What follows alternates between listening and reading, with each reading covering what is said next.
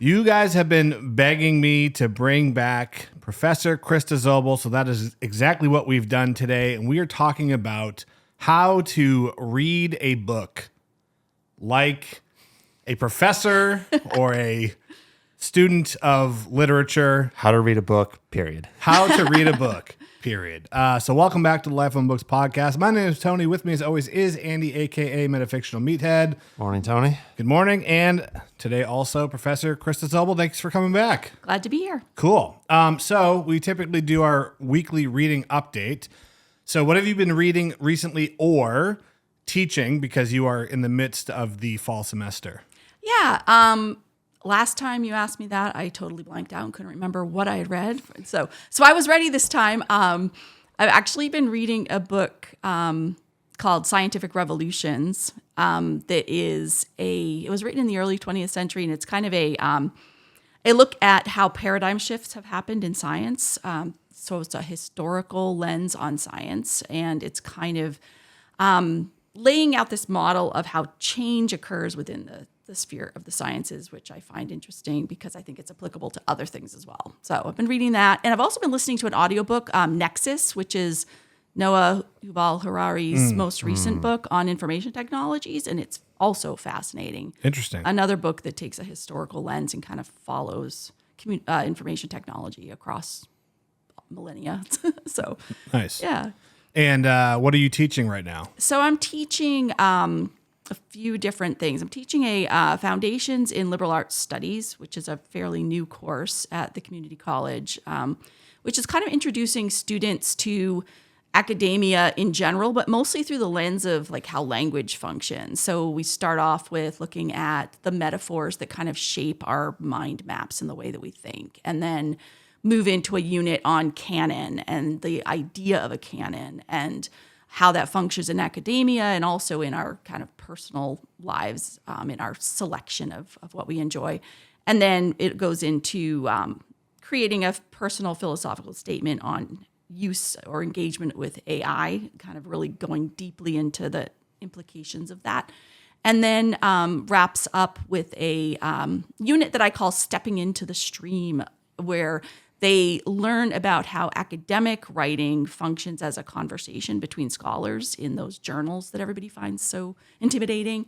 And so they kind of write a conversation starter as their final project of what would they write if they were going to dive into that world of academic writing. So that's one. And then I'm doing a community scholarship and profession, which is a brand new piloting a capstone course for the liberal arts degree, where the biggest part of that is students are doing a community-based project. So they have to propose and plan, and I kind of oversee it and function in this kind of mentor-collaborator capacity, but they're learning how to identify a need in their community, plan and propose a full project as if they were applying for a grant or applying for funding or for something. And then they have to send me these formal weekly emails, sort of practicing professional communication, simulating a type of project you would do in a particular setting, but also doing something real that's really going to live in their communities. So very, very cool.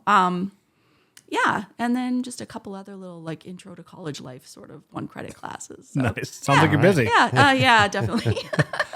And Andrew, what have you been reading recently? I've been bouncing back and forth between Europe Central by William Vollmann for the book club and Shadow Ticket by Thomas Ruggles Pynchon. You didn't bring it with you?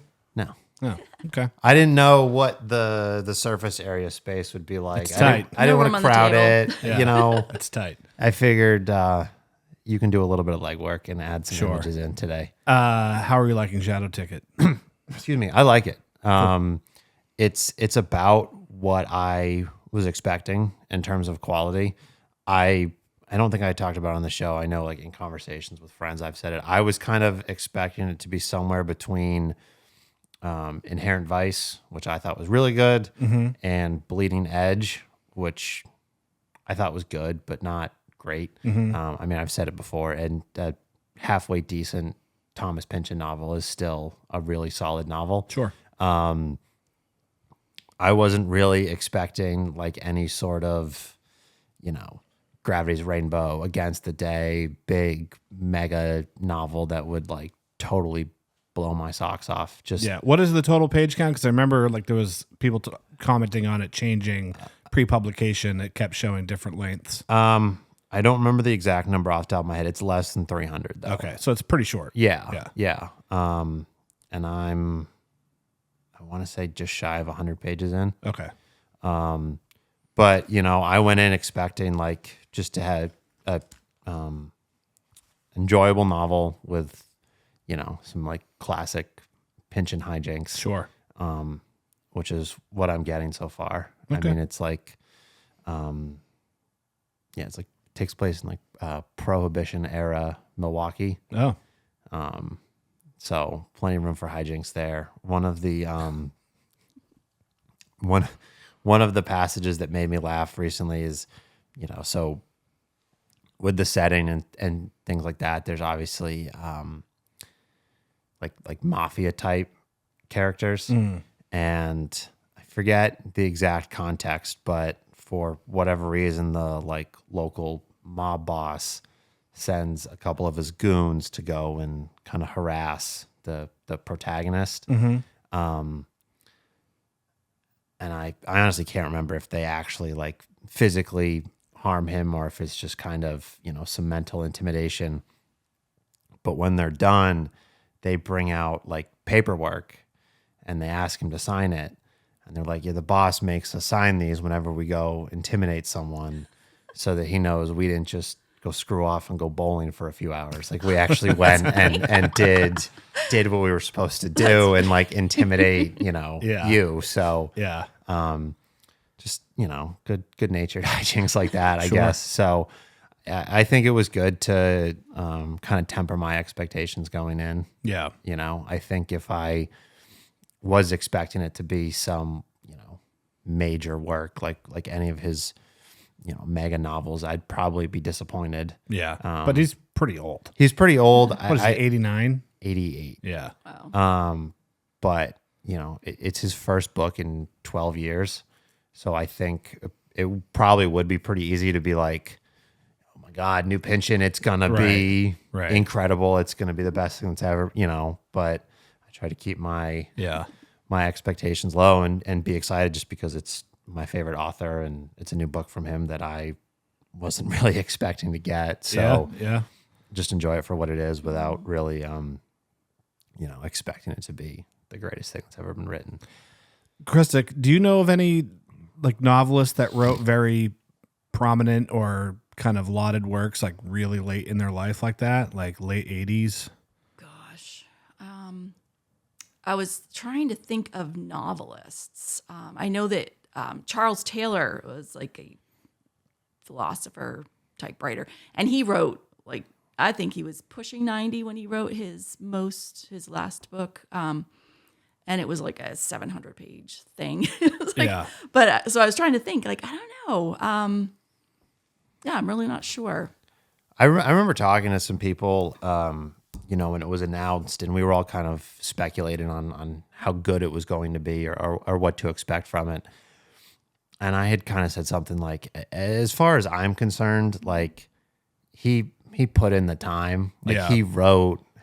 Not that he's worried about what I think, but like, he wrote so many like very important and prominent novels that if he just kind of wants to enjoy his twilight years and write, goofy noir books because that's what he thinks is fun. Yeah. And that's going to bring, some level of enjoyment. And as far as I'm concerned, like he's earned that. Yeah. The tough thing too is, I mean, obviously a lot of the true classics were written at a time where people weren't living to the age of 90. Right. That is true. Yeah. Right. Yeah. I know Asimov wrote into his 70s, but not really on my radar anybody in their 80s. Yeah. I mean, what year did he die? Do you know? What decade at least? Was it in the 70s? No, it was later than that. It was? I think it was, I want to say it was in the early 90s. Oh, okay. Yeah. Gotcha. Yep. Because he died of AIDS, HIV. Oh, really? Yeah. Wow. He got it from okay. a blood transfusion, but his for heart surgery or some kind of surgery he had, and he got it through the blood transfusion, but the family and the estate kept that quiet because it was that time when everybody was focused on that and it was very stigmatized. And so they didn't let that out until years after his death. That's actually what took him. Yeah. Wow, that's crazy. Yeah. I do remember, just to bring it back to Pynchon real quick before we carry on. Yeah. I had seen something. I didn't really read any of the early reviews just because I didn't want to, spoil anything or go in with any more expectations than I already had. But I had seen something that like an early review that was being kind of trashed was like critical of Pynchon for not addressing all of the political turmoil. What political turmoil? Exactly. That we are currently living through. And, using this voice that he's developed to like talk about the current state of the world. And I read that and I was like, he was talking about all of these things like 50, 60 years ago. Like go back and read Gravity's Rainbow.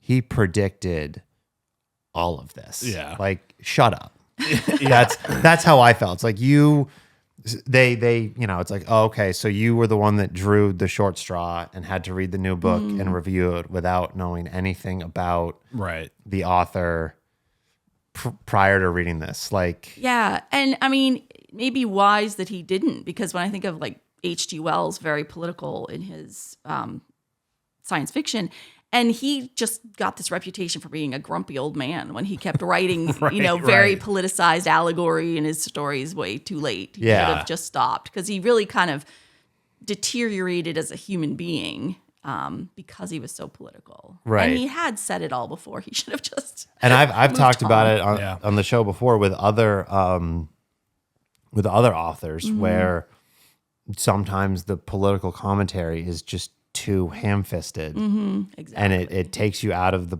book. It kind of ruins, I don't want to say ruins the experience, but like it taints it for sure. Where it's like, like I said, you just kind of force the opinion in there, and even if I agree with it, and appreciate the author trying to say something, if it just is totally out of left field, it takes you out of the experience of the book.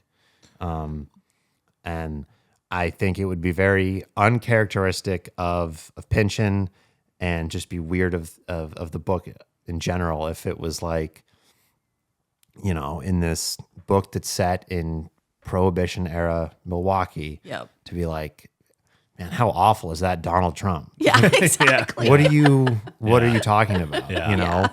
Or like talking about immigration, right? Which probably wasn't really like an issue in that, at least in that part of the country, I would imagine. Right. Maybe they were mad at like Polish people at the time or something. They were still dealing with segregation. Yeah. Yeah. Irish folks weren't white yet. Yeah. Seriously though, like, you know what I mean? Like when Irish and Italian immigrants first came to the US, they were kind of considered like sub-white. Yeah. So. Yeah. But yeah, that's all I got about that one. All right. Well, before I get into what I've been reading, just a quick announcement. We are reading for the November book club, Frankenstein by Mary Shelley, and Krista was kind enough to give me some of her lecture notes and resources. Oh, wonderful. On this. So we talked about whether or not we were going to read the 1818 or the 1831 edition. We actually are going to read the original text, but I bought some resources, like some comparative literature, to kind of encompass both as we read along. Yep. And actually there's a hard copy behind you, Andy. Nope, the other one. This actually breaks down in real time the differences between the two texts. Yeah. So very cool. Yeah, it was a tough decision because of like the feedback you gave me and then just, what I'd already read about the two different versions. But I thought like the original would be a good jumping off point, and then we can look at the updates and the changes and just kind of add some discussion to that. So yeah, absolutely. And this is illustrated too. So cool. if people are That's interested That's in this. beefy. That's cool. Yeah, it's a big one. And there's a new film coming out, a new film of Frankenstein, directed by Del Toro. Del Toro. Yeah. Yep. I'm And It looks excited about really that. good. and he was involved in this as well. Oh, cool. It's got an introduction by him, I believe. Yeah, and so Nice. I love everything he does. yeah, he's an interesting director for sure. Yeah. I've also been reading Europe Central as well. Obviously, that's our book club for October. And then I've been reading The Land at the End of the World by Antonio Lobo Antunes. Are you familiar with him? He's a Portuguese writer, kind of one of their more critically acclaimed novelists. And holy shit, this book is incredible. The writing is just like... I've heard he's great. I have a couple of his books, have not read them yet. I've heard a lot of comparisons to Faulkner, which I know you haven't read, but I mean, haven't I've read in high school, but I don't remember any of it. I mean, just the prose is incredible. And it's also narratively, it's very, I'm trying to think how to explain it. Vague. Yeah. It's narratively very vague. Yeah. But this, and the translation, I mean, you wouldn't know that this was a translated word. That's what I was going to ask, is if it was in translation. Yeah. Yeah, it is. It's translated by, this particular book is Margaret Jewel Costa. So it's translated from Portuguese, but it reads like I said, either, the original prose was just so good, or the translation's just, so extremely well done that you couldn't tell. So he in real life is a physician. And he fought in the Portuguese Angola War when they were trying to kind of retain their grip on that country, and so he served in the military as a doctor. And so this is loosely based on his experiences there, which not exactly a good time. But yeah, I'm loving that. So I have about 100 pages left of that. So Nice. Okay, before we get into our main topic today, Andy shared with us yesterday a screenshot. Was it Hinge? It was, yeah. Okay, so on Hinge, the dating app, they have little prompts like "Don't ask me out if X, Y, or Z," or "Do ask me out if whatever." And some young lady claimed in her little blurb that GK Chesterton is the greatest novelist ever. And Andy was unfamiliar with his work. And I said, you are the de facto GK Chesterton pro. So I want to make it clear that was one line item in a number of things in that little prompt that I had screenshotted and sent to Tony and some others. Mostly to make fun of this woman, because fair enough. they were very politically different opinions than I, Tony, and the rest of the people I sent it to share. Yep. And just kind of wanted to poke some fun and be Yeah. So two questions. Yes. If someone makes that claim in their dating profile, is that a red flag? And just give us the 30-second history of GK Chesterton. Oh, I've only read The Man Who Was Thursday on your recommendation, actually. Yeah. Oh, it's hard to put that in 30 seconds. Okay. So number one, it would signal immediately to me someone who is definitely religious. He tends to be popular with religious. That checks people. out based on the brief the brief other snapshot. information surrounding that. Yeah. Yep. Mm-hmm. And the thing about that also strikes me as weird is to call him the greatest novelist, because technically he wrote some novels, but Is that what it said? Novelist. I don't think it said novelist. Okay. It might have Okay. said writer. Okay. Yep. And even that, okay, so I do like his writing very, very much, but not because of the craftsmanship of the writing, more because he's witty. He's sort of like if you think of the period that he was writing in was the period of George Bernard Shaw, so in fact, he and George Bernard Shaw were polar opposites ideologically, but they would do these public debates together. And those were they would debate to a packed house because people would just listen to them exchange epigrams and wit, and so I think of him not as much as a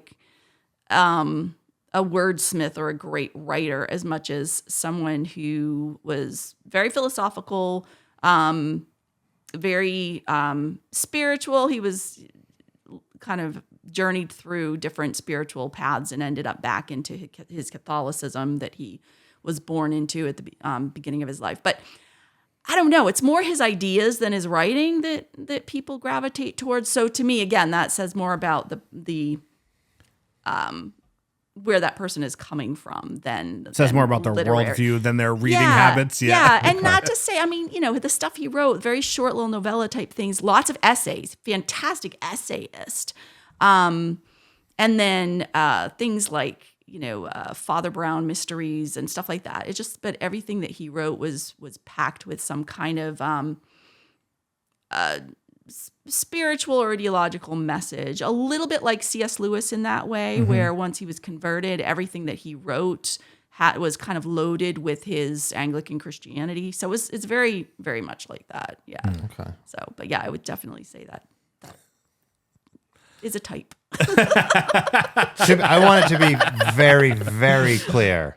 This person, not my type at all. Generally, yeah. For a number of reasons. I think you'd probably like The Man Who Was Thursday. It's kind of metafictional and weird, and and he was a socialist in kind of like the Fabian Society socialist type of democratic socialism, where those various veins of socialism were kind of in conversation with each other in that early mid 20th century, and he was part of that conversation and has interesting ideas about economics and whatever. I mean, generally, like, I understand that people kind of lump Catholicism in with Christianity, but historically they've been very politically kind of separate from some of the other mainstream Christian politics, I feel like. Yeah. And even now, that's true. Yeah, there's definitely, in the mainstream, Catholicism tends to be more conservative, even now,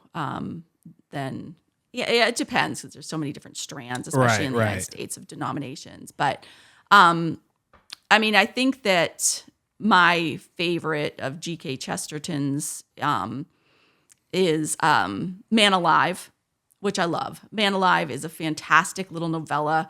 I like it even better than The Man Who Was Thursday, because that one is very much, you kind of almost have to know the parties of the day in order to know what's going on with that. But Manalive is all about optimism, and it's about choosing to live like you're alive while you're living, And so you have this, and it also ties into education, which I think is probably why I like it so much. So your protagonist, you find out at the end, was a college student who had a professor who was teaching a very nihilistic, cynical philosophy class. And this young kid in this philosophy class is, soaking in this nihilistic worldview from his professor. And it was just filling him with complete existential despair. And so he finally was borderline suicidal himself. And so he had to find out, does this professor really believe what he's teaching? Or is he just talking to hear himself talk? Which is a fair question to ask. And he goes to the professor's quarters, and he basically pulls a gun on him, forces him out the window onto the roof, and shoots at him. And as the guy is out on the roof at gunpoint, basically begging to live, the college student was like, okay, all right, so life is actually worth living, you're saying? And he made the guy look out over the city and notice, the ducks on the pond and the curtains in people's windows, and just,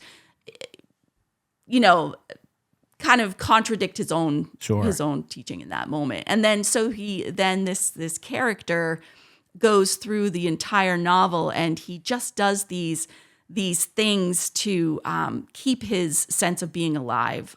For example, he breaks into his own house to rob himself, because it reminds him that he loves what he possesses and that he's content with what he has. And he elopes with his own wife over and over and over again. Like, they do this little role play where he basically, she goes off and assumes this role like a governess or a whatever, and he goes in and seduces her and whisks her away over and over again. So the tension of the novel is set around him being arrested for robbery, bigamy, and attempted murder. And then this whole story comes out in his trial, and you realize, this is how he's living his life. And it's really cool. It's really cool. So I love that. I love that story. Yeah. It's a lot of fun. But yeah, so I think that's one of the best things he did other than his essays. But yeah. Anyway, cool.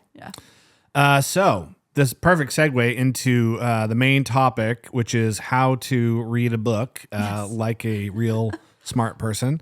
And proof of that, how much I need this conversation, I did not have a chance to look at the notes that you sent me in preparation for it. So I'll kind of let you lead the dance. But yeah, I mean, we can kind of I would love to tackle this from kind of two perspectives. Obviously, what you do as an educator is much different than what a student is going to do. But I think particularly with the books that we tend to read for the book club, they're not fast fiction. They're books that are trying to say something other than maybe what is obviously written on the page. Yep. And a lot of times people are fearful of those books or get down on themselves for reading them and missing certain things. So yeah, let's just go from there. Tell us what to do. How to be smart, Krista. So I was thinking this through, and a couple of things that just to kind of start off with, I guess. When I was a younger, more less experienced reader, I felt like, I read novels and I'd feel pretty confident. Like I was very immersed in the classics, and in my teens I started reading the 19th century classics and just read my way through everything from Dickens to Tolstoy to whatever. And so I felt pretty good about novels. I'm like, all right, you got characters, you've got setting, you got plot, you've got arcs, you've got conflict, you've got whatever. And like I got the novel. But when I read short stories, I felt very unsure of myself because some, like for example, a Sherlock Holmes, it follows this nice, solving a mystery pattern. Like, okay, that makes sense. But others just seemed to, especially when you got into 20th century literature, they just seemed to drive off a cliff. And I was like, what just happened? And there's no resolution, and there's no ending, and and I was just sure that I wasn't getting it, and then poetry, forget it. That's when I'm going to talk about poetry because, same thing. It's just like a big old riddle, and like, I don't understand any of this. Just like, say what you mean, Yeah. But short stories were where I was feeling really like insecure. And over time, what I've realized is, for one thing, I was, not getting the novels as much as I thought I was. There was a whole lot I was missing. And then the other thing is the short stories, I was getting better than I thought I was, because I came to learn that with a short story, that kind of gut punch feeling it leaves you with is the point. And they are a completely different animal, and they're not meant to resolve. They're meant to create an experience for the reader and then impress you with something. They leave you with this kind of dominant impression. And sometimes it's a wordless impression. It's just a feeling. And that's kind of the magical mystery of a short story, is it just impresses you with something. And so where to kind of begin with, I think that some of the biggest questions that people have with novels, we'll just stick to novels, is there symbolism that I'm missing? Is there a theme that I'm missing? And so I have all my notes in my bag over there. You can grab them if you want. Oh, you want me to grab them? Yeah, please. Edit out this part. Oh, yeah. Hey, I hope you're enjoying this episode with Professor Krista Zobel. If you want to hear more from her, she actually joined us to teach a mini course within our book club, Hidden Gems of Science Fiction, where she dives into the history of science fiction and picks out 3 stories that you probably aren't familiar with, and then helps you work through those with analysis at the beginning, middle, and end of each story. And of course, in addition to the Hidden Gems of Sci-Fi series, we have so much additional content in the book club, as well as an incredible Discord community where you can connect with other readers and do deep dives on all different types of topics and books. If you enjoy the podcast, it is the best way to support the show, and I hope to see you there. Now, back to the episode. There's more preparation for one episode than we've done for the totality Correct. of our catalog. Yeah. So All right, let me just you could read remind like the myself first of, like, half of that page and it would outdo Yeah. all of the work we've ever done. We had an episode on, is it worth reading diversely? Yeah. And somebody joined the book club recently, and they said that they wished we had brought in somebody to guest on that episode to kind of offer an opposing position from the one that we took. Which was to read diversely. Kind of. We were a little bit in a maybe middle ground, I guess. But I was just like, you're giving, you think this is way more of a legit operation than it is. Like, That's so funny. I was like, we come up with the topics sometimes literally right before Andy leaves his house to come over here, So Yeah. That's really funny. Yeah. yeah, it's I guess it's cool that people think we're that legit, but I promise you we are not. Yeah. well, We've you done a always great job of sound, fooling the audience at large. Yeah. And no matter how many times we say it, it's always like, wow, you guys are just so prepared and like ready. I'm like, no, I'm not. I promise you. That's funny. I'm not. All right. So yeah. So how to get more out of what you read? I think that kind of two ways to go about this. Well, first of all, I'll tell you my least favorite way, and that is through the kind of academic lenses of literary criticism. That's your least favorite way? Yes. Okay. That's something that in academic circles, people kind of have their favorite lenses that they look at literature through. And, if you take a college literature class, your professor will probably have a favorite lens. And it might be there's a feminist theory, or it might be, post-colonial theory, or Marxist theory, or queer theory. And they have these lenses. And all those are ways of looking at and reading literature. And I think that they have value if you're using them correctly and with that limitation of what they are and what they aren't. And they become very unhelpful when you take them too far. You get too devoted to one of those lenses. So for myself, the one lens that I do always come to a text with is that kind of historical context, kind of an author-centered historical context. So if I'm looking at a story, I want to know who wrote it, when did they write it, because I know that when people write things, they are human beings living in a time and a place, and they have lives and experiences and baggage and feelings and ideas, and those are going to come through in what they're writing, even if they're not writing about themselves or their time period. Yeah. So this has been a point of contention for some of the content I've made. yeah, and I mean, getting insight into the person who created the work is never going to harm you in making sure that you're kind of understanding what the work is doing or not doing. Now, you can take that too far, and you can treat every protagonist like they are a stand-in for the author, and you can assume every novel is autobiographical, and that's taking that too far. But to treat the text as if it was kind of just born in isolation out of nowhere and has no human marks on it, I think you're missing something. There are definitely examples of novels that if I hadn't gotten some context about the author, I would have completely missed the point. I've mentioned this before. I think the Jekyll and Hyde is one. Robert Louis Stevenson's traumatic Calvinistic upbringing is where Dr. Jekyll and Mr. Hyde comes from. And he said that explicitly. And so understanding a little bit of what that means really does unlock that novel in a way. And I think the same is true with Frankenstein. When you get into that, understanding Mary Shelley's upbringing, who her mother was, the famous paragon of feminism, the fact that she was raised without that mother because she died right after her birth, and her unconventional education, like all of those things, her brushes with death, her relationships with Percy, all of those things come through in that novel.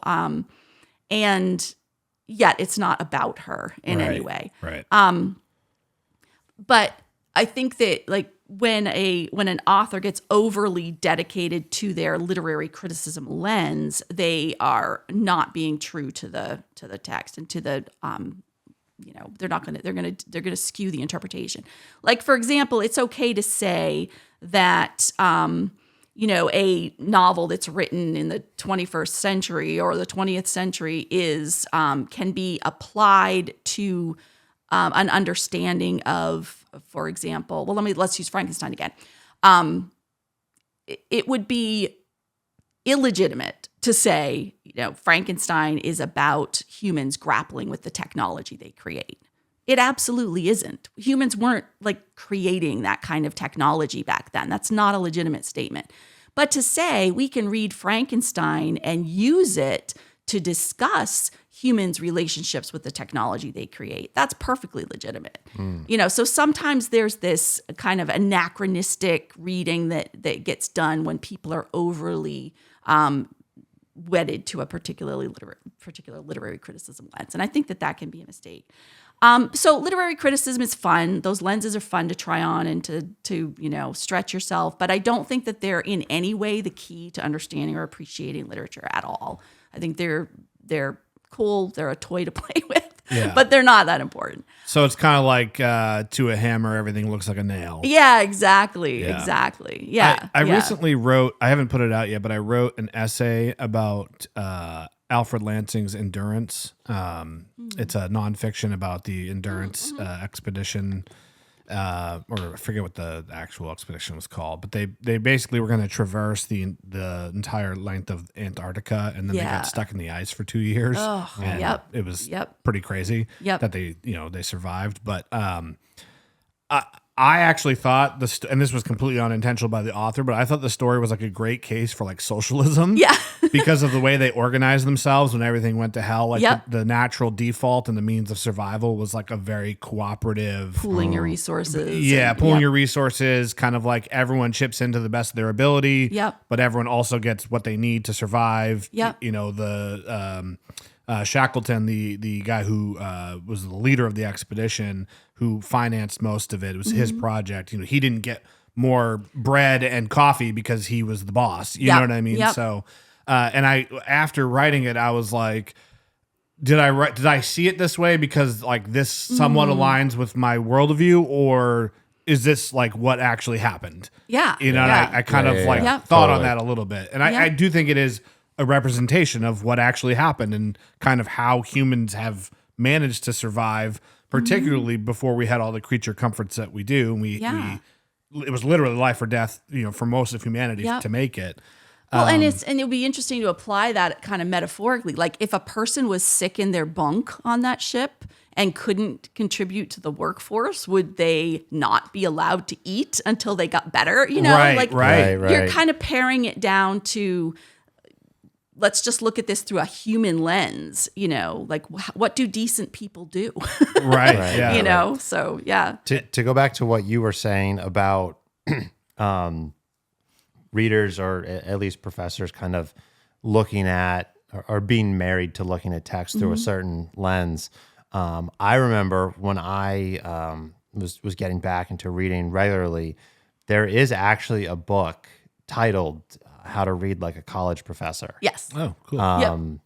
Which I have read. Yep. I did think it was good. There's a lot of useful information in there about how to, approach reading novels or fiction, at least with a more critical lens. Yep. But part of it, and this also goes back to what you were saying about, reading certain like 20th century works where it gets to a point where there isn't really a resolution and everything is just being driven off of a cliff. I remember there were chapters in there that were, kind of the obvious stuff, like here's how to look out for recurring motifs and themes and symbols and stuff like that. But then there were other chapters where it was like everything is Shakespeare or everything is the Bible. Which, if you're reading stuff that was published during the 19th century or the very early 20th century, is probably true. Or at the very least, those connections are easier to make. Yep. But as you said, as we get deeper and deeper into the 20th century, that's just not a thing anymore. Especially, and maybe we'll get into it later, but like with the different, we talk about like postmodern a lot with the different, I guess, schools or theories of literature that developed over that 20th century, where they kind of threw those rules out the window, and the new guard was born, so to speak. Like you can't always count on making those connections of like reading and looking out for allusions to Shakespeare, right? Because or the Bible, because they might be in there, but not as prominently as you expect them to be, or they might not be there at all. And if you're looking for those particular things and symbols or what have you, you're going to miss the point, or you risk missing the larger point of the work. You wanted to do a whole podcast episode on this. We actually floated this kind of as a topic. Yeah, we did. And I think that, again, this is like, it's an overstatement to say, everything is a biblical allusion. And one, I mean, again, going back to even something that has the status of classics, a point of friendly disagreement between C.S. Lewis and Tolkien was Lewis's stuff, again, once he was converted, was all spiritual allegory, and Tolkien was not writing about that. Like, classic example of misinterpretation. People read Lord of the Rings and they're like, oh, Gandalf is Jesus.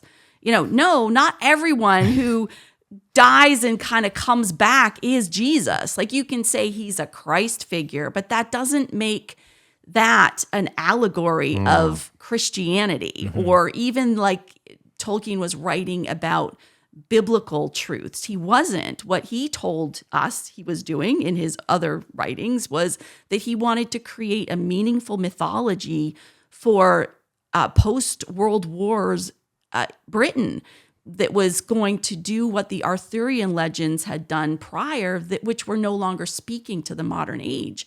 So he wasn't trying to represent Jesus with Gandalf the way that C.S. Lewis was representing Jesus with Aslan in his Lion, the Witch, and the Wardrobe. So, but overreading those kinds of things and assuming everything is biblical or everything, that's definitely, another example of getting wedded to that lens.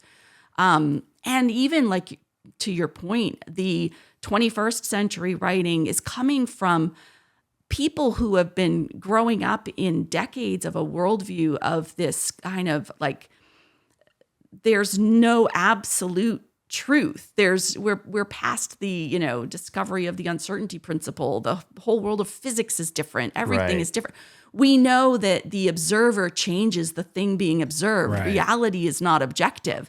So authors who are writing in a worldview where there's no absolutes, there's no objective reality, they're not going to have that bedrock of themes that were kind of the stock of the trade prior to this time. So everything is different. And I tend to be a big fan of fiction that's like that, where there is, sort of this getting away from this idea of like a grand narrative of the world, that not really having any neat and tidy resolution, and not really getting any sort of closure on the narrative, if there really is much of one in the first place.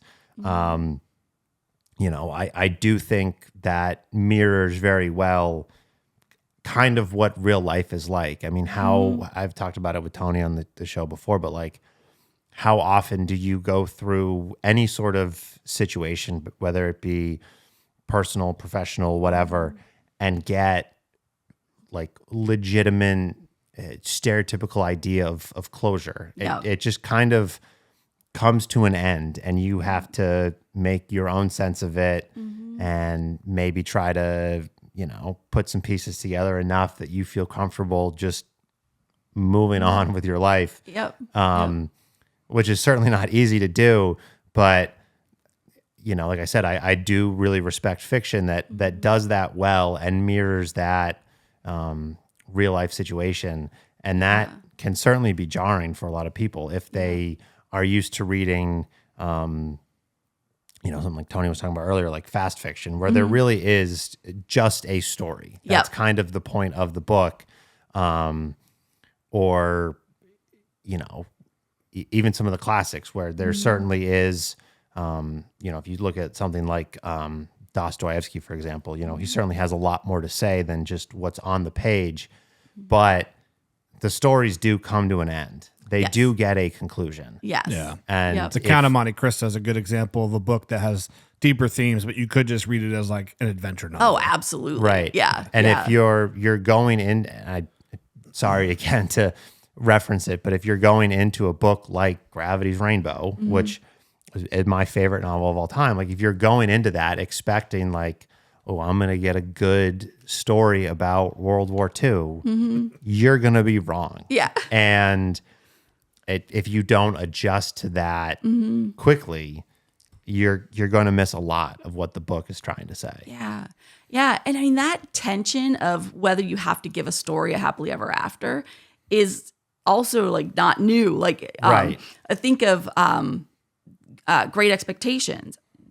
The original ending was a little melancholy, a little, he did not get the girl in the end. They met and they saw that they had a lot to regret and they went their separate ways. And the public, because of course this is being published serially, the public was like, no, Pip and Estella have to get together at the end. And so Dickens wrote another ending for when it was published in its final form. He wrote a second ending where they do get Wow. together. Yeah. And that's I've within read it, like, but it's been years. yeah, that's within a few years of each other. So, and you can buy, some have one ending, some have the other. Interesting. Well, wasn't Sherlock Holmes killed off at one point? Yes. And the public kind of was revolted? Yeah, Arthur Conan Doyle was sick of writing those. Yeah. And threw him off a waterfall, and then everybody was like not having it. And he was still getting all kinds of letters to Baker Street, from the public. Wow. And yeah, he brought him back. Like, oh, he had this little gadget He's where a he Christ-like figure. Yeah, exactly. So yeah, Sherlock Holmes is Jesus. Yeah, so exactly. The public had a lot of influence in those kind of. That's too funny. Yeah, which is wow. funny. Yeah. So getting back Yes, on yes. track, we talked about this kind of literary lens is your least favorite way to analyze a text. Yeah, So what's next on the ladder here? So thinking about the things that are most helpful to me, I already talked about looking at the historical and the author context. Like that's always kind of a starting point, and that's something that's easy to do. You can just Google and just read around a little bit about the author, and even with I mentioned some of the older novels with that, like Mary Shelley, but even like one of my favorites I keep bringing up, Fight Club. I love Chuck Palahniuk's work, and reading a little bit about his life and his experiences and the trauma of his early days and the things he wrestled with make Fight Club and Choke and other novels that he wrote make a lot more sense. So getting a little insight into the author's experiences is not a bad thing for giving you a handle on where they might be going. Another thing that can be helpful is to read multiple texts by the same author. In fact, I don't think I really appreciated Fight Club until I read Choke. And then I could see, putting those two side by side, there was this kind of common theme that was emerging. And in reading a third and a fourth novel by the same author, I could see that, deep within very different plots with very different characters, there was something that was just part of the author that was coming through. And it deepened my understanding of each of those novels to read others and more by him. This can happen in short stories as well, where reading a pair of short stories by the same author, one might be more obscure and one more clear and obvious, and they can shed light on each other. And I'll give an example, going back again, because I mostly deal with older stories with my classes, but Kate Chopin. I love Kate Chopin. And she wrote a story that is in most high school anthology, where you get these little snippets of literature, called A Story of an Hour. And you have this character, Mrs. Mallard, I think, who it's like a 3-page story. She is a young wife, married, no children yet, gets the news that her husband's train has crashed, derailed on his way home from work, and he's dead. And she's there with her sister, a friend of the family, and they've given her this news, and she has a weak heart, so they're afraid to tell her. And she runs up and shuts herself into her room and locks the door, and everyone's frantic outside, like, oh, she's just dying of grief in there. But then you get her thoughts, and her thoughts are basically, I'm free. Like all the things that I thought I was never going to be able to do, I'm free. Wow. And even though she reflects on the fact that her husband never said an unkind word to her, never mistreated her, but I'm free. And so she comes out and she assures her sister she's fine, everything. And as she's coming out, and again, this all happens very quickly because it's a very short story. And all of a sudden the door just jingles and the keys and the door opens and her husband walks in and she sees him and she drops dead of a heart attack. Wow. And the last line is that that she was dead, her heart failed of the love that kills.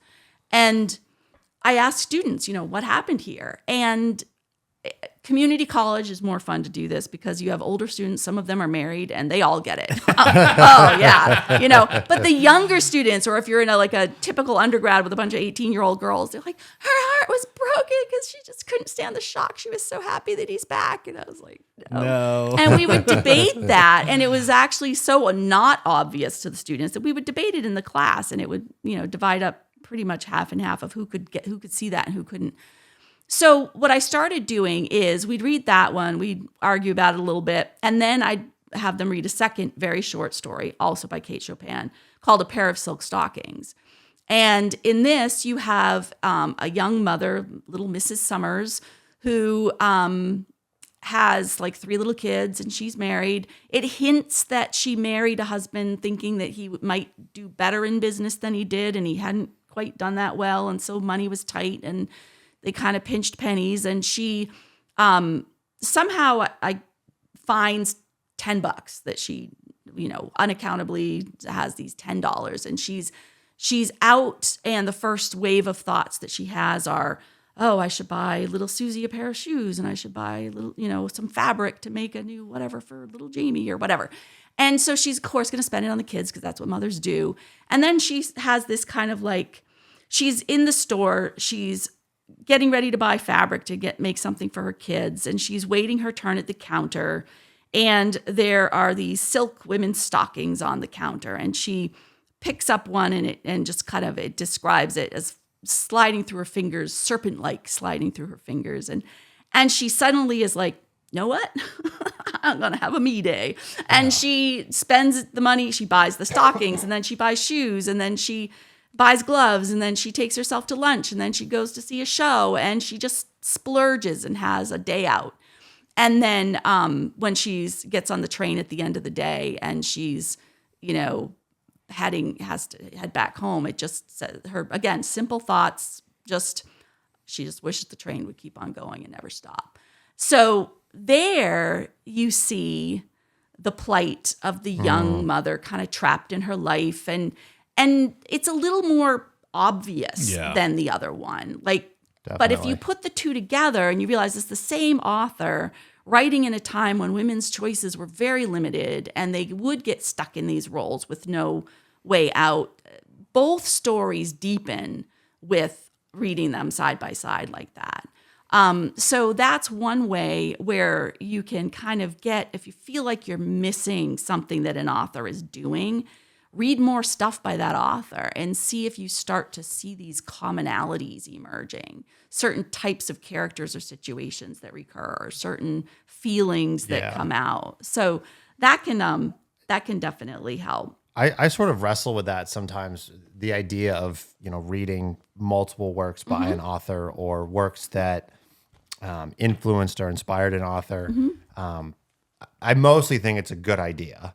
And certainly if I like an author, I will try to read more books by that person. Sometimes, like you were saying, to get the most out of it. Sometimes it's out of pure enjoyment. Like, this book was awesome. I want to read everything this person has ever written. And the same thing with reading books that, or any sort of work, whatever that, might have influenced this person. Like, oh, I want to get the most out of it. But where it becomes sort of a conflict for me, and I know Tony has dealt with this problem too, is we'll get messages from people like, oh, I really want to read this book. What should I start with? Yep. Or I really want to read this author. What should I start with? Yep. And on some level, I get it. Like, I want to steer this person in the right direction so that they get the most out of what they're reading. They get the most enjoyment. They get the most intellectual stimulation, engagement, whatever you want to call it. But there are other times where I get the messages or the questions, whatever, and I just kind of can't help but thinking, like, you are drastically overthinking it. Yeah. Like, Yeah. Like it's okay to just pick up a book and read it because you want to read it. I'm gonna mention Gravity's Rainbow several times probably in this episode, but like that is one that people will ask me about a lot. I am guilty of talking about it a lot on the podcast, and it's certainly a very difficult book. If you're going to read Thomas Pynchon, it was the first Pynchon I read. I have gone on record saying that was probably not the best thing to do. I've cautioned other people against doing it, but also, if you want to read it, like, just read it. Yeah. It's not, if you don't understand it, you're not going to die. Yeah. Yep. For better or worse, to be a little bit reductive, like, not understanding it is kind of the point of that book.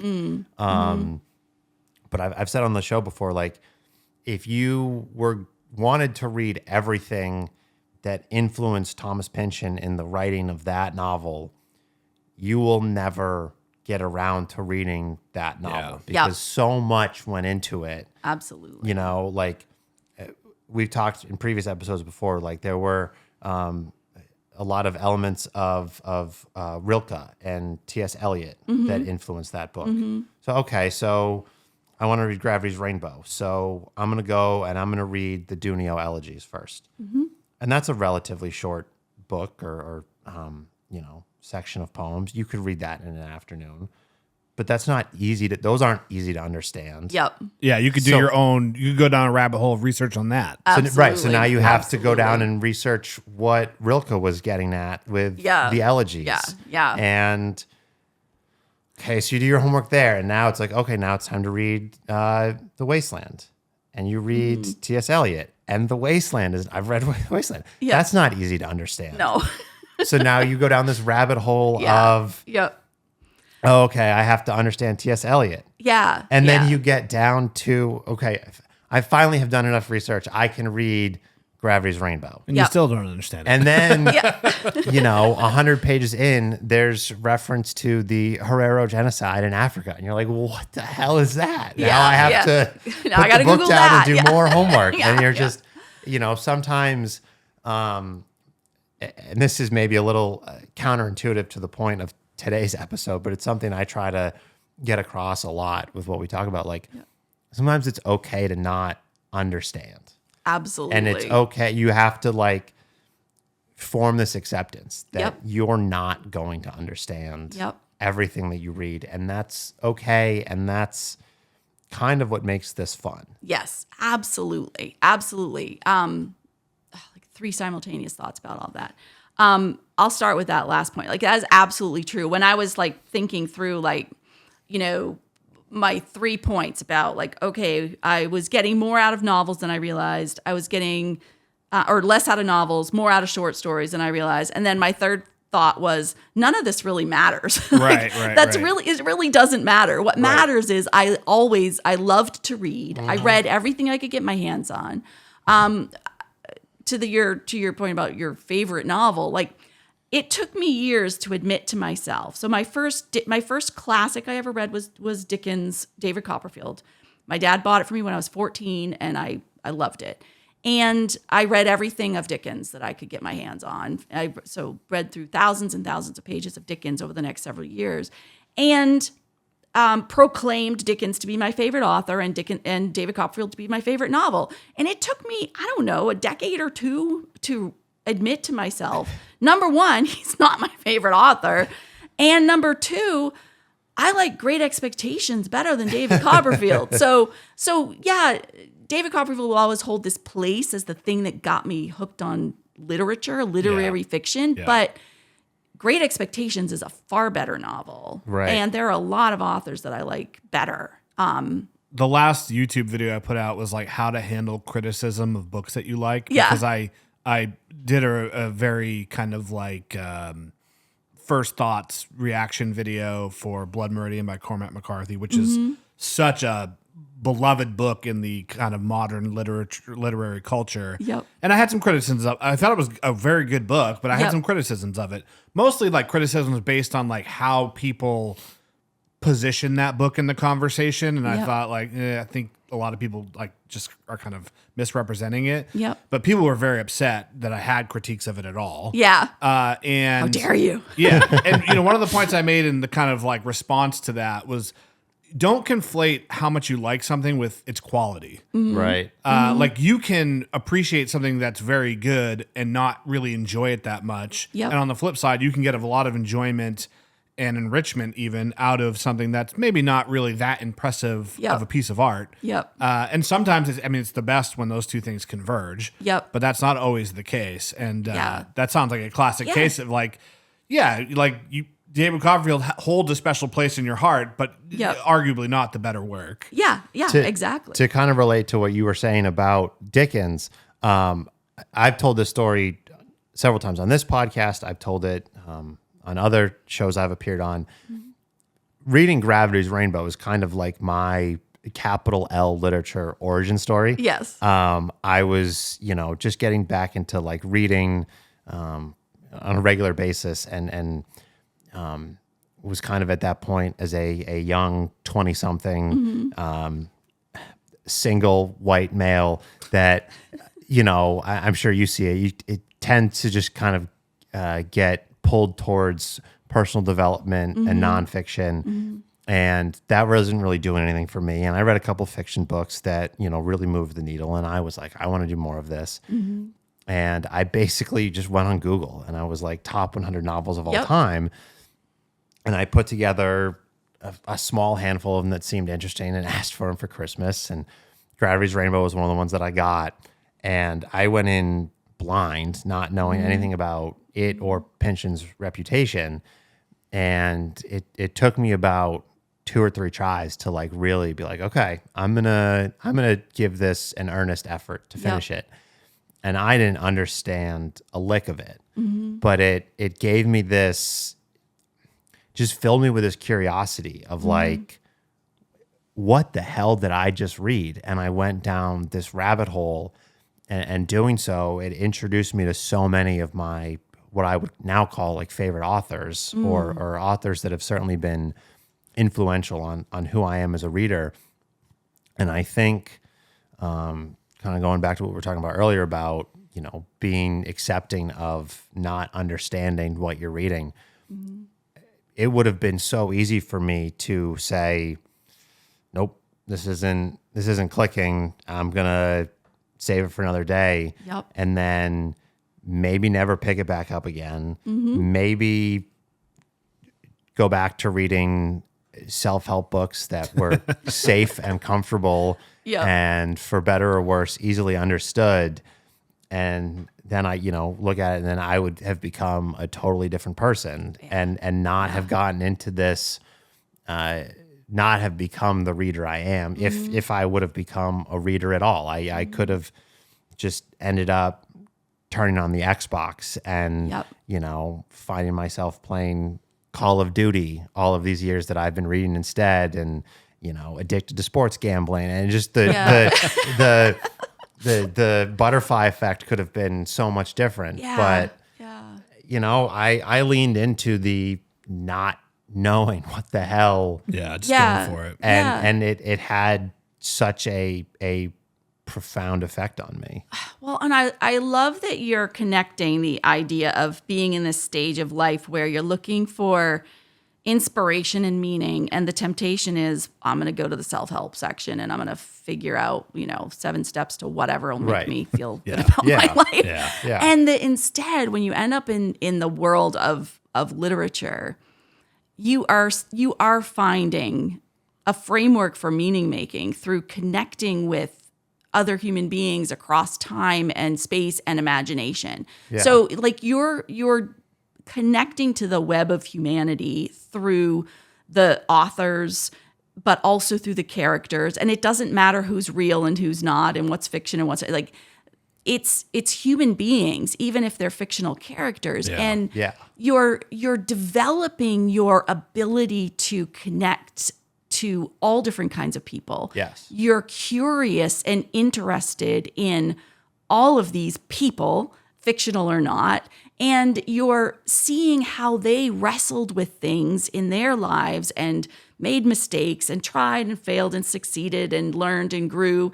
And it's vicariously happening to you. Yes. So it develops you as a human in so many different dimensions Yes. just by reading these And literature. I'm glad you said that, because what happened? So when I was at that phase of my life, I was still working at the gym, and there was a lot of like, oh, I'll read these personal development books. I'll become a better coach, and I'll be able to better serve the clients that are coming to me for help.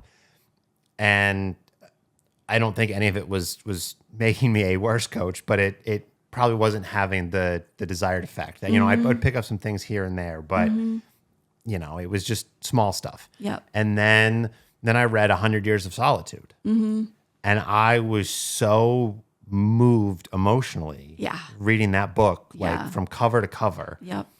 And I certainly don't think I was an emotionless robot at that point in my life. But I would say, like most 23, 24, however old I was,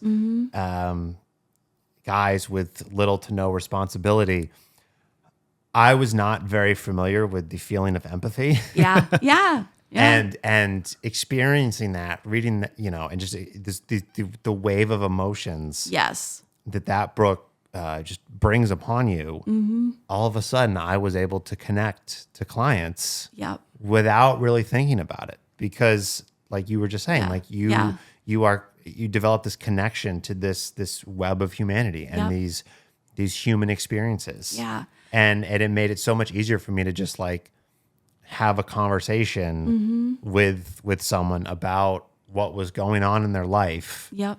That like made it a struggle for them to get to the gym that week. Yep. And just listen and understand, and not, have that like urge to just cut them off and shout back jargon that I had learned in undergrad, and be like, no, let me listen to you as a person. Like, what is going on in your life? Yep.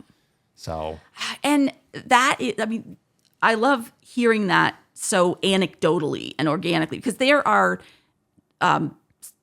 academic journal articles published on this whole thing of reading fiction, literary fiction increases empathy. And it's tied to things that they call theory of mind, and the ability to visualize yourself in a story. It means you can relate to other people and all that stuff. But it's that exact thing you're talking about. You immerse yourself in a story, and it does something to you emotionally. It develops you emotionally, and it does produce empathy. And they've studied this empirically. And I think that brings such an important point, is when it comes down to it, it's fun to develop that intellectual ability to get more out of the technical craftsmanship of literature, sure.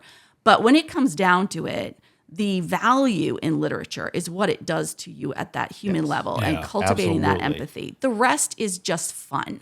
It's fun, but that is really, really important. yeah. It's somewhat tangential, but this is why authoritarians hate books. Yeah.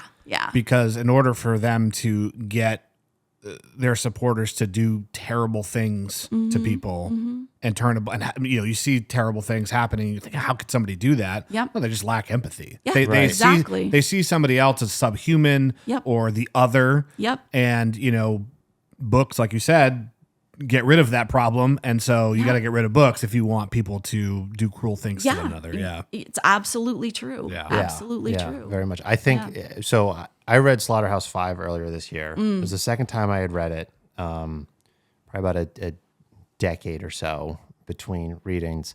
I actually had started reading it while I was towards the end of my hospital stay. Yep. So obviously I was already in a very emotionally charged state. Yeah. But there's a scene early on that I think about often still.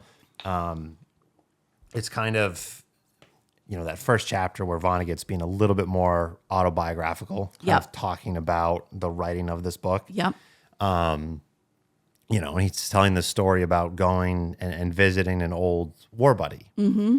And he goes, and the two of them are having a great time. Yep. Just reminiscing, old friends, Yep. even if it's not war stories the whole time. They're just, old friends getting together. They're having a great time.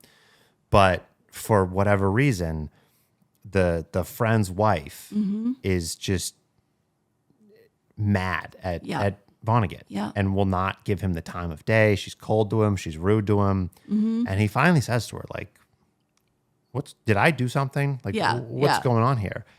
And she's like, and the friend and the wife, they have young kids. Vonnegut had children at the time. And she was like, you're writing this book about a war it's going to be good, and it's going to be made into a movie, and Frank Sinatra and John Wayne are going to be the good guys, and they're going to show them going off to war, and the movie's going to glorify all of that.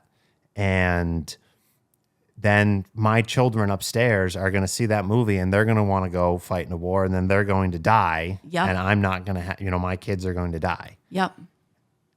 And I just remember, and Vonnegut was like, I don't want to do that. Yeah. I have fought in the war. Yep. I understand that it's evil. And that is my intention with this book, is to bring it out. Yep. And I just remember, and again, I was in a hospital bed. So I was already, kind of in a vulnerable state. But like, I remember I had to put the book down. I was just like, wow. That hit me like a truck. I was just like, wow. Yeah, I agree. And something that I only learned recently, because I'd read the book too, but I never read about Vonnegut or him coming to write it. And I was using it in a class I was teaching a few years ago. And so I just did my thing I do, as I delved into his background a little bit and found out that, so he was, of course, at Dresden in World War II. Yeah. And that's the very event that this whole book and the trauma of the protagonist happens at. So he was there, and like everyone in his generation, he never talked about it. And my own grandfather fought in World War II. He was in Germany. We knew about a couple of the more dramatic stories of him being trapped in a foxhole with a tank parked over the top, and that's why he's claustrophobic, and that's why Grandpa won't get on a plane. Right. But he did not talk about it. And he bottled it up and kept all of his emotions completely muted his entire life, to the detriment of his family. That was how he lived. And Vonnegut had done the same thing, and it was the Vietnam War. Right. And the fact that these John Wayne movies, Green Beret and all this, were glorifying it and making it look super cool and patriotic to go off and be killed for nothing. Right. And that was what made him break the silence and write the book. And so I love that he put that introduction, that frame in it. I was talking about it with someone else recently who had read it. And I was talking about it, obviously with Slaughterhouse-Five, but other books that were published kind of during that epic of like, where there is just so much more of a kind of flippant and slapstick attitude towards what's going on. I think it makes those kind of topics so much less daunting and easier to talk about. And it also kind of removes the glory that you see in the movies. There's I can't remember all of it, but there's that one character who, well, they're in Dresden. He doesn't have a gun. He doesn't have a jacket. His boots are the wrong size. And this convoy, I don't remember if they're German or British or whatever, but I think they're German. But they find him and they pick him up, and he's just kind of this annoying schmuck that they drag along. And there's obviously a lot of comedic effect to that, where you're just kind of laughing at this bumbling dope who's in the middle of a war zone and is no help to anybody. But it also, you kind of go, oh, so anybody can be in the war. It's not a bunch of John Waynes. Yes. Like, yes. It could be me. Yep. I would be helpless. Yep. Both, I wouldn't be able to help myself. I wouldn't be able to help anybody in that situation. And you read about this guy that's, like I said, he doesn't have the right size boots. He can't stay warm. He doesn't know how to look for food. Yep. And you laugh at him. You go, oh, yeah, that could be anybody. Yeah, exactly. Particularly because of the draft at Right, that time. yeah. Like, Right. it was not people who even chose to be soldiers. Right, They're yeah. just yanked out of life and thrown over there. So, Yeah. yeah. So what do we have next in your All right, your so- very thorough notes here? Yeah. So, one of the things I also wanted to bring up is like, sometimes you just learn new things by accident, and it's not like when you were talking about the idea of like being paralyzed by getting started. I want to get started on this author, so I have to know which book to start with and what are the person's influences and read all about them and read the influences, and then I can build up to the work. And something that happened to me this fall, one of the classes I'm teaching, I forgot to mention, was satirical literature. So I teach that every fall, and I change up sometimes what we read. And this time I had read something that mentioned Aristophanes' play, The Clouds. And I have very limited reading of Aristophanes, so you're like several centuries BC. And Yeah, I don't even know who that is. yeah, he was a playwright around the time of like Socrates. Okay. So, and the more well-known work to my experience was a play called The Birds, which I read and it didn't do much for me. So I just kind of never went back to Aristophanes. But I was reading a book that mentioned his play, The Clouds, and how it was an attack on Socrates and the way Socrates was corrupting the youth by teaching them, basically. And it was saying that this play was, in part, some have blamed for the fact that Socrates was forced to take his life. And so I was like, well, now I'm curious, So I went and read it, and it has this section that I won't like get bogged down in the whole plot, but it has this section where it's mocking the academy, Socrates' school for philosophers, and it's mocking that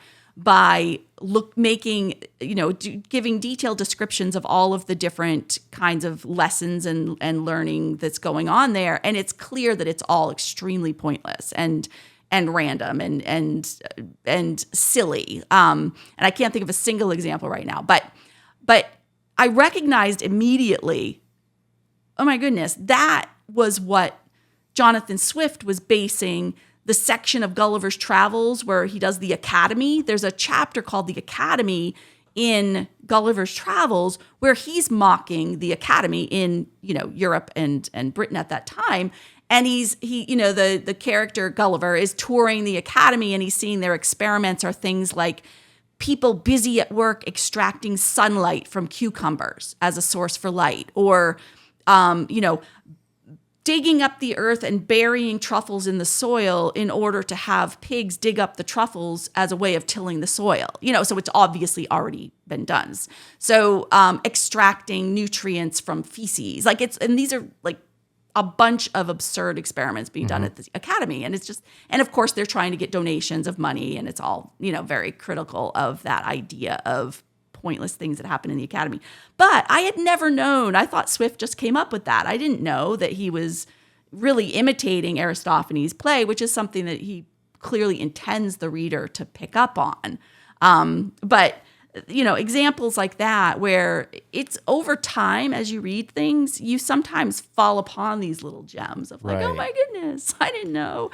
But to that point, do you think that knowing that made the book Like, do you think that you missed something crucial the first time reading it, not knowing the reference? Not a bit. I just think it's cool and funny. Yeah. So that's kind of like this is something I've talked about before, but like I fully appreciate allusions. Yep. But ultimately, I don't know if they're necessarily like the end all be all of literary prowess, because and maybe this is a very reductive way to look at it, but it's kind of like we're saying this is good because you copied someone else's homework. You know what I mean? Yeah. I think that maybe if there's something that you need to know about the previous work that it's alluding to, like that's the key to unlocking it. But I think a lot of times you don't necessarily need to know what the allusion is referencing to really fully understand. Yeah, I used to get really hung up on that because, well, a couple different things. Number one, I had a really very limited literature background in my high school. Apart from the fact that I did tons of reading on my own, we didn't read Shakespeare and we didn't study Greek mythology in my high school. It was pretty much just these little textbooks with excerpts of things, and we just kind of moved through. So it was not a robust literature thing, but I did tons of reading on my side. But I went into college, my undergraduate, thinking, I haven't read anything that anybody else has read. Especially the mythology. Like I felt like everybody's referencing all these stories that everybody's supposed to know. Persephone, or I don't know, Pandora or what. I don't know who those people are, and I didn't know the stories, and I still don't know 99% of them. It's just not something I've ever given a lot of time to. And I'm sure that it's nice if you recognize those allusions, but it's definitely not essential in order to get what you're, to get something out of the text. But sometimes though, it really does, make a big difference. And sometimes it really does add a layer. Or it can, especially like, for example, in short stories where they are so compact and the author is trying to say a whole lot in a very, very small space. And I think when you have a short story, an allusion can bring into the story a ton of knowledge and experience and feeling and implication that you miss if you don't pick up the allusion. So I think it's more important in that. One example, when I was referring to the reference to the woman in Kate Chopin's short story, The Pair of Silk Stockings, where it describes the stockings as slipping serpent-like between her fingers. And when you read in literature a serpent, you really are supposed to think of that's the Bible. The serpent tempting Adam and Eve in the Bible. Yeah. And if your mind goes there, which Chopin clearly intends for it to go there, because why else would you describe nylons as serpent-like? Yeah. You notice that from that scandalous. point on, exactly. There's a lot of temptation language. She was tempted by this and tempted by that. And then you realize, as you kind of look back on that moment when you get to the end of the story and realize she's never going to be really happy again. Yeah. You recognize she bit the apple. That was the tree of knowledge.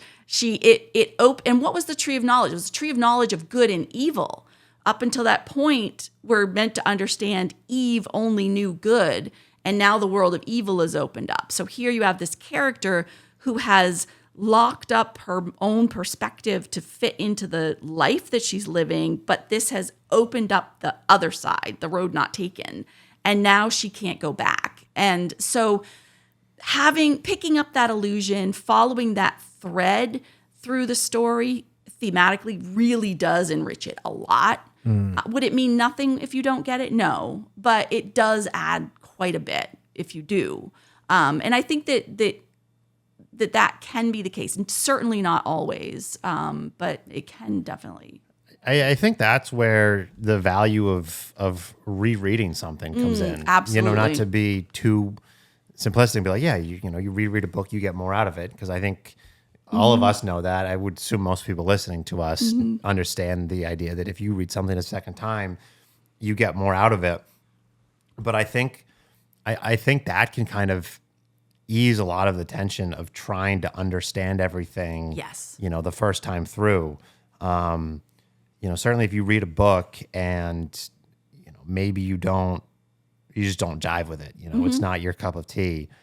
It's okay if you don't understand everything. It's okay if you don't make an effort to read deeper into the text. But I think if you read something and then, you really enjoy it, but, you feel like there's more beneath the surface that you didn't get, that's where that secondary work of trying to understand or reading more of the author's work or reading more of the influences and then going and hunting out those allusions. Yep. A book that I think we did an episode of Infinite Jest, right? I know we both have read I it. remember you Yes. talking about We it. did. Yeah, We did, yeah. So, there's a lot of that book that alludes to Hamlet. I read Hamlet in high school. Yep. I didn't really have any, recollection or understanding of Hamlet that came immediately to mind Yep. while I was reading Infinite Jest. But in certain parts, they're a little bit more obvious than others. But I still deeply enjoyed the book and still got a lot out of it. And then it kind of opens up that window of, okay, well, at some point in the future, I'd like to reread Infinite Jest. Maybe before I'll read Hamlet. Yeah. And then you can go into a book that you've already read and already have some level of enjoyment and hopefully understanding. Yep.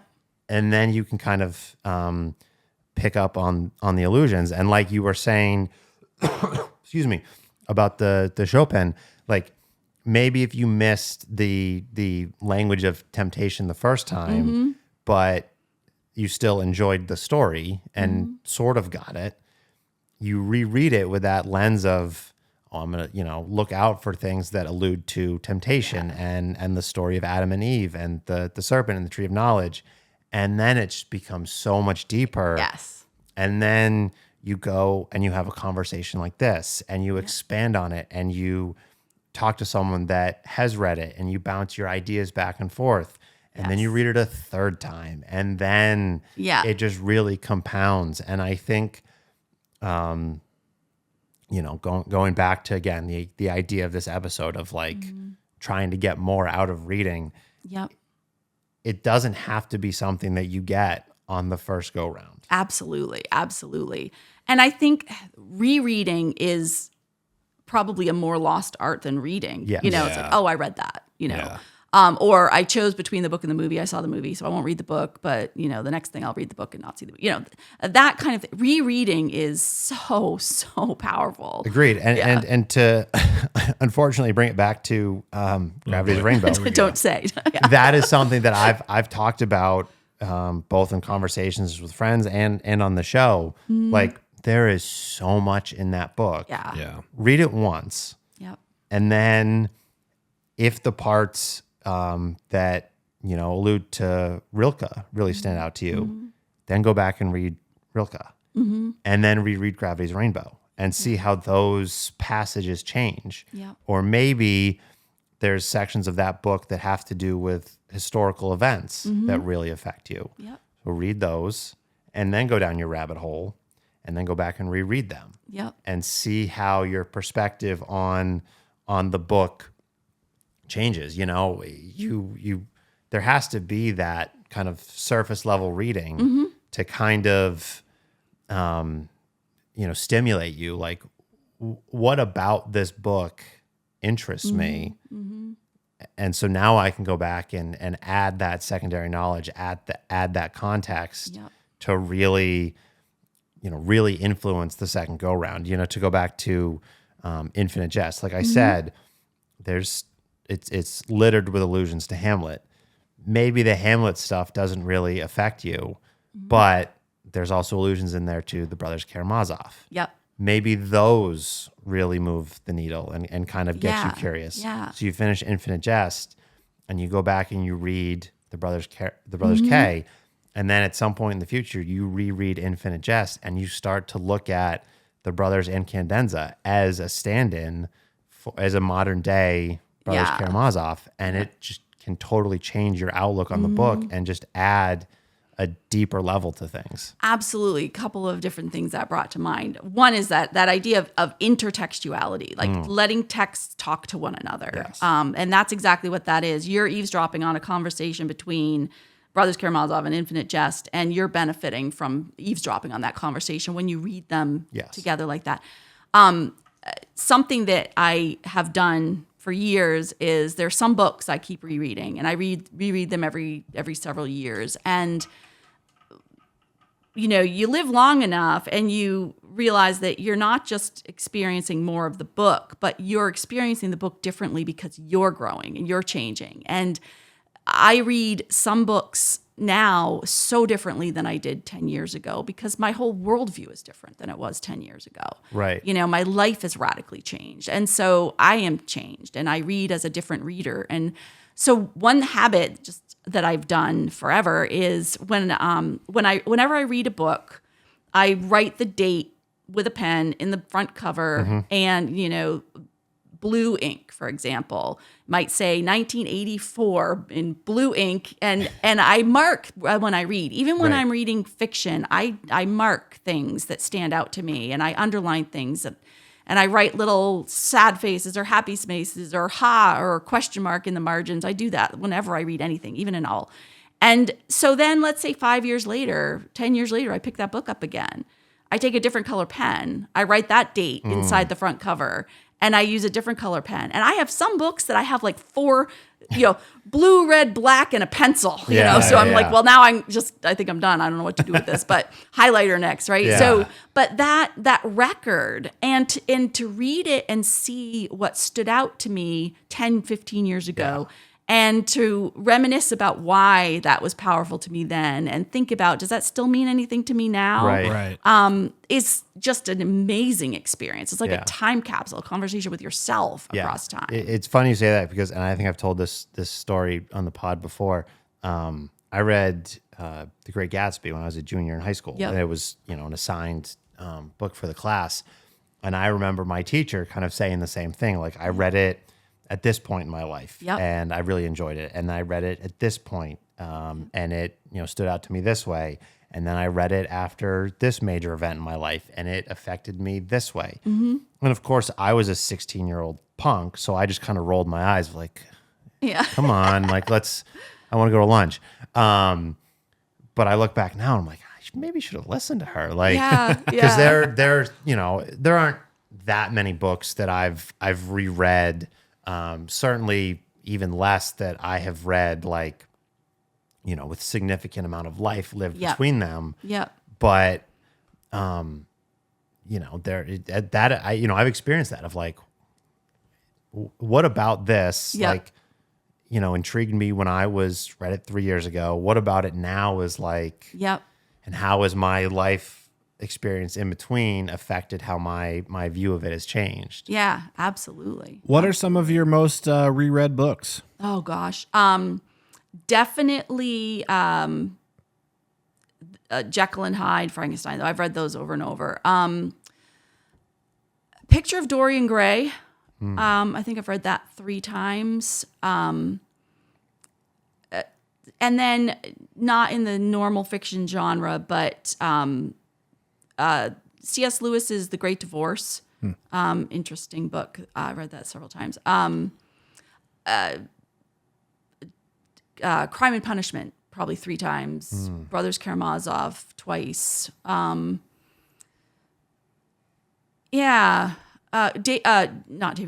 David Copperfield. Great Expectations, probably 4 or 5 times. Nice. Yeah. It's a good book. Yeah. Yeah, I think part of the reason why Fight Club. Fight Club, nice, yeah. Yes.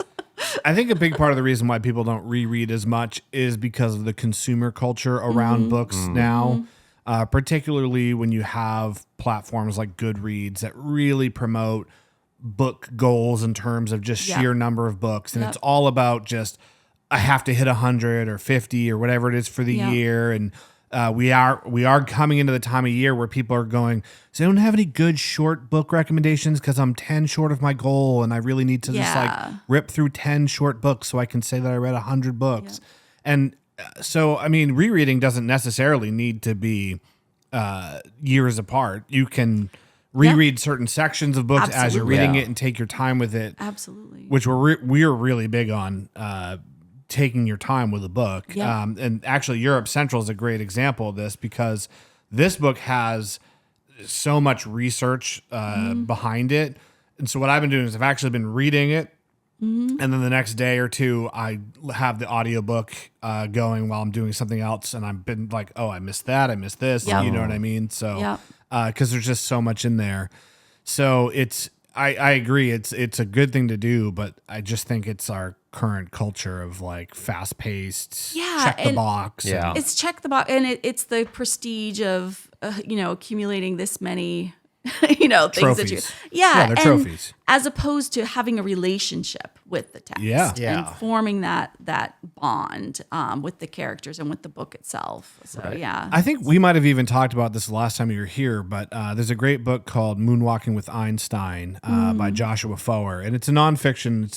He was like a newspaper journalist, and he was assigned to go write a story about a memory championship that was happening. yeah, I remember you talked about that. Yeah. And so then he gets like totally wrapped up in this culture of like how to have, an impeccable memory and the memory competition itself.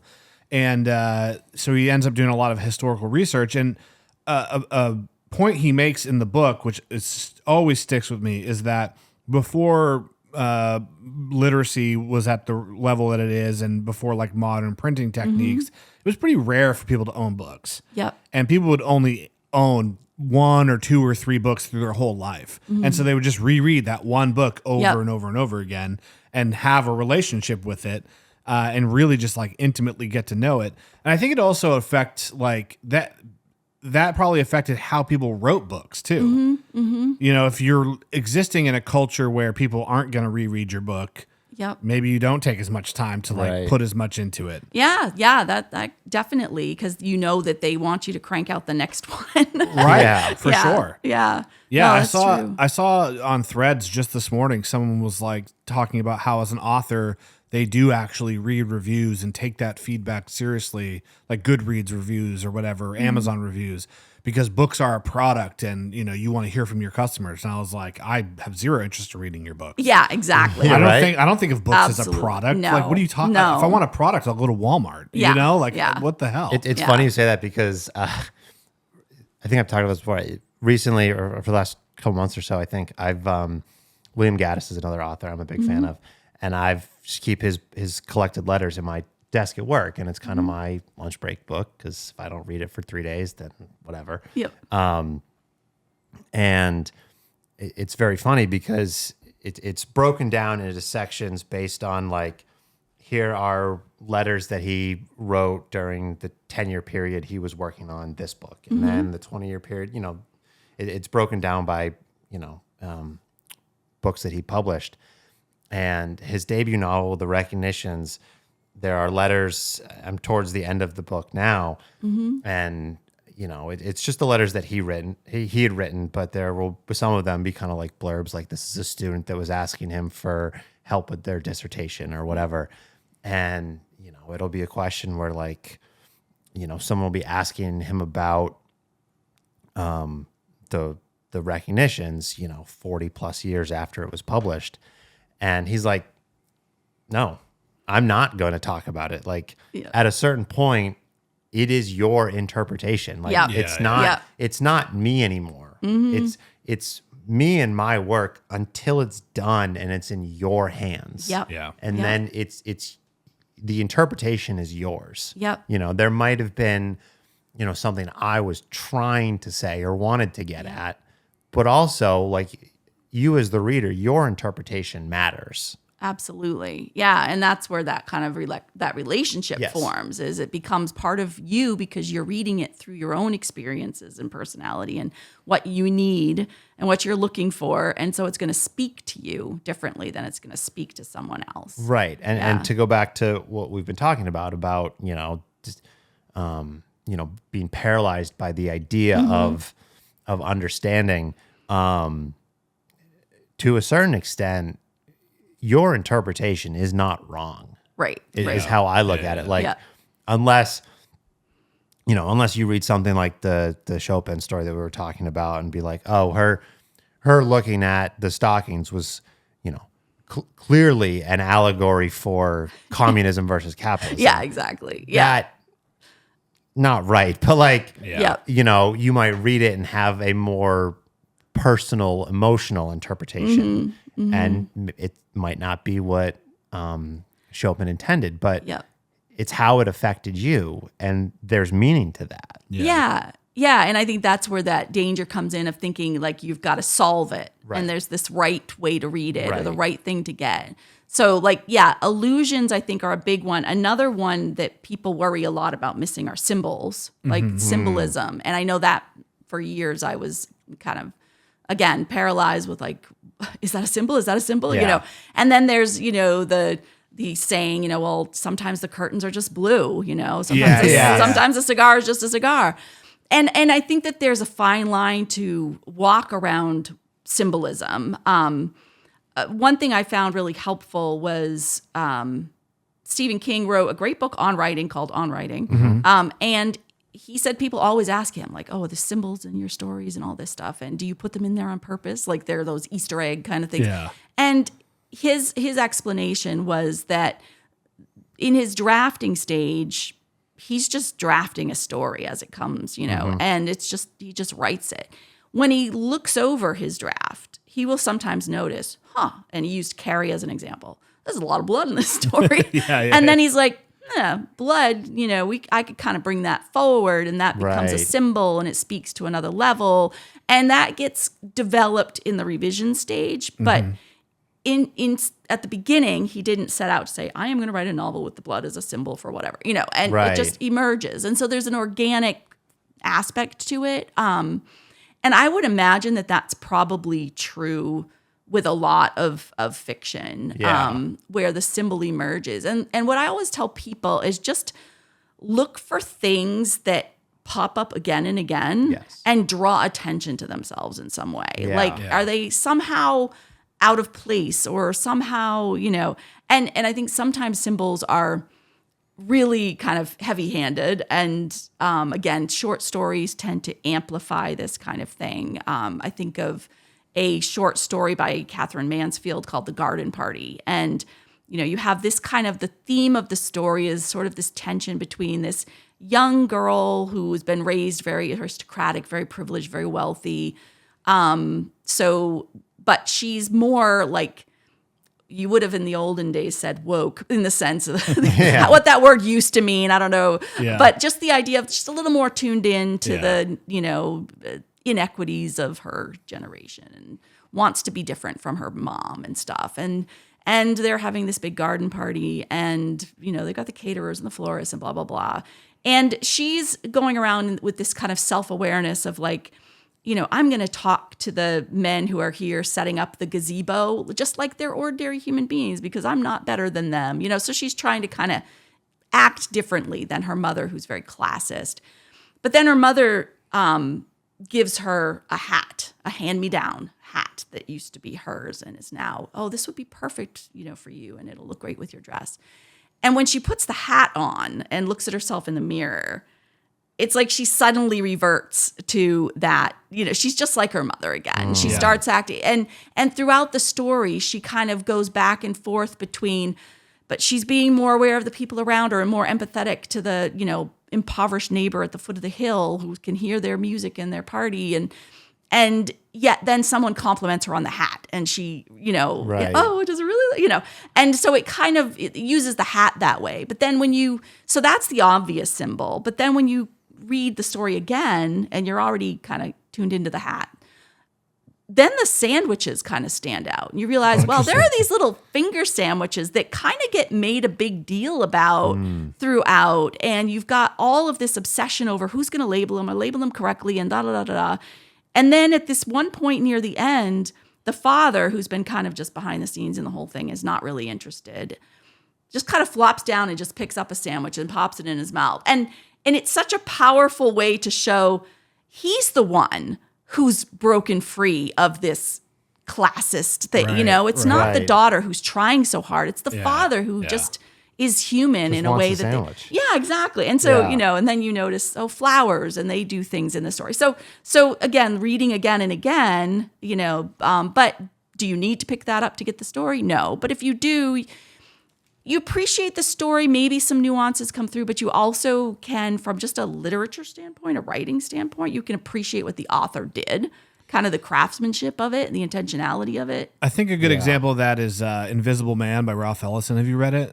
I have not. It's been on my list forever. We read it earlier this year for our book club, and there's a great scene where he gets a job at a factory, and they make this like perfect white paint.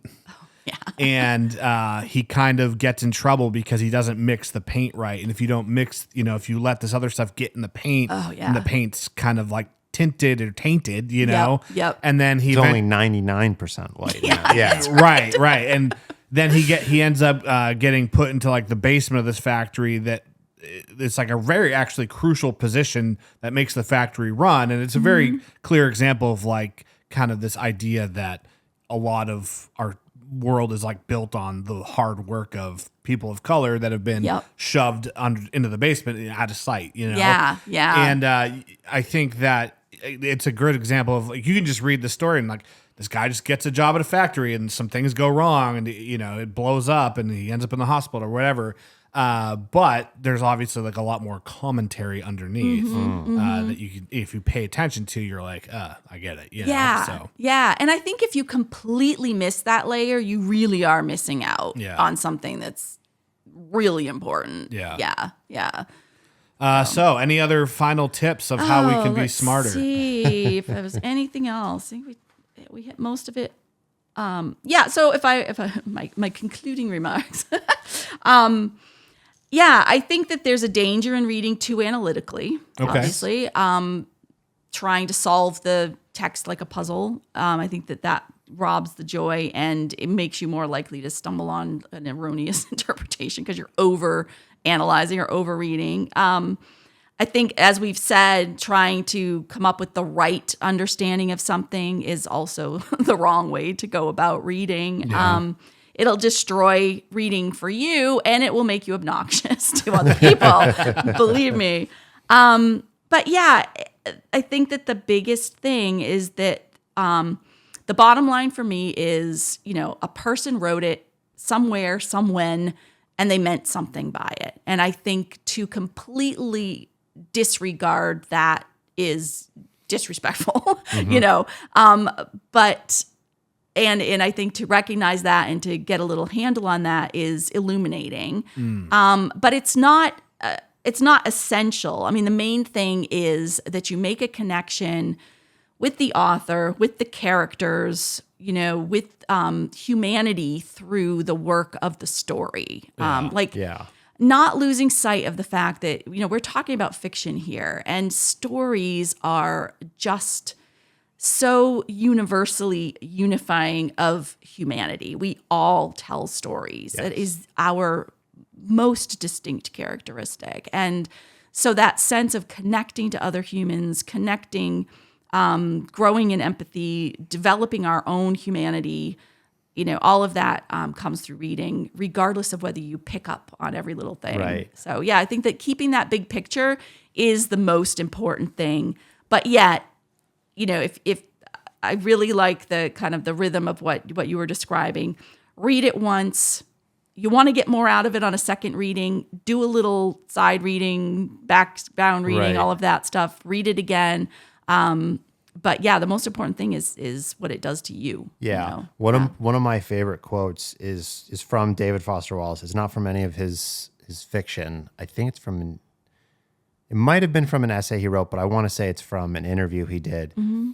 And he said, fiction is about what it means to be a fucking human being. Yeah. And I think if you, like you were just talking about, the dangers of the details, I think if you go in and you try to see the forest through the trees and you get too hyper-focused on the details, you miss out on the emotional connection. Yep. And I think if you, kind of take a step back and allow yourself to feel the emotional connection, you develop that relationship with the book, and then it makes it easier to see the details because you're connected and you're just naturally paying better attention to what you're reading. Yeah. Yeah, exactly. Because it really is a relationship. Right. Yeah. I think that's a great way to look at it as a relationship between you and the text. Mm-hmm. This is why I love our book club so much, because we are kind of compounding everybody's experience as a reader into one conversation. Yeah. Where, like, I'll notice something that nobody else did and vice versa. And people are like, oh, I didn't catch that or see it that way. And so I think it just really, like, enhances the experience of reading whatever book we're reading. Absolutely. God, that was a brilliant plug. You like that? That was incredible. You are Work that right in there. Yeah, that was One question seamless. for you. How do you kind of view the place of authorities giving you an interpretation of the text? So one of the, and this happens a lot, but or just in general in the reading community, but like one of the criticisms that I got with my Blood Meridian review was like, oh, you should have read Harold Bloom's, essay on this book before you made this ignorant review, because he would have shown you what this was really about that you missed. Yeah. And like, no disrespect to Harold Bloom, obviously an accomplished critic and very well read, but like, I don't need that guy to tell me what to think. Right. That's how I think of it. And I'd be curious to read other people's interpretations of it. Yep. But like, unless you're the author, I don't think you really can say like definitively like this is what this was. Yeah. No, full disrespect to Harold Bloom. He can shut the hell up. I don't So care. just, what do you, I mean, I think that maybe Yeah. kind of goes back to your very first point of looking at it through a particular lens, which I'm not sure that like a critic like Bloom does, but what are your thoughts on like, this is what this text is? Yeah, I would be very, very wary of making a statement like that. I think that even if I was the author, honestly, I don't think that I would make that statement. I would say, when I wrote this, this is what it meant to me, or this is what I was thinking when I wrote it. And it comes down to that question, that you change something in the act of looking at it, Right. So the text becomes something different when I read it, and it becomes something different when you read it. And that doesn't discount that it was something to the author too, but there is no one reading of it. And so I think that we need to choose our words very carefully and use phrases like, this is what I understand this to mean. This is what I like to take from this text. Yeah. This is my interpretation. Even as much as I love to I get all hung up on author intent because I get so caught up in the authors. I'm so interested in Mary Shelley or Oscar Wilde, for example. And I like to look at it and say, oh, I don't think he could have meant this because he was having this experience or living this kind of life. But to make those statements of this means this is this is a symbol for this, or, I think that's harmful. Yeah. And who are you? You know? Right. Only Sith steal in absolutes. I think- exactly. And that's the problem. I think what I took away from this conversation most is like, it is about striking a balance. Yeah. Yep. Don't be afraid to dive into a text without having done a ton of preparation. Yep. But also, if you do want to do some preparation, like that can be a good thing. Absolutely. Right. Don't be afraid to, think about, are these symbols for something else, but don't get married to the idea that they are. Sometimes the curtains are just blue. Sometimes the curtains are just blue. Yeah. Oh, so my Close one off? pushback on the Sure. blue curtain thing. So Oh, here we go. But no, Okay. one thing I do like to keep in mind is when you're reading fiction, it is fiction. So that means every single detail in the story is a choice that the author made. Right. And sometimes they just chose blue curtains because they like blue curtains. Right. But like, for example, if you have a character who is blind, it's not because that character was blind in real life. The author has made There's a that reason. character Right, blind for right. it.